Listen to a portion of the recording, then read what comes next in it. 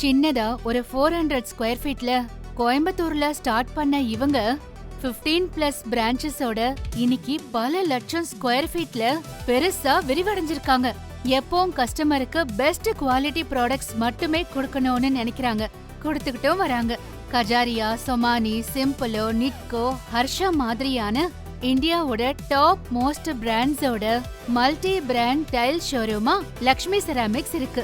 இதுல most of the பிராண்ட்ஸ்ல கண்டினியூஸா இந்தியாவோட டாப் செல்லராவும் லக்ஷ்மி செராமிக்ஸ் தான் இருக்காங்க.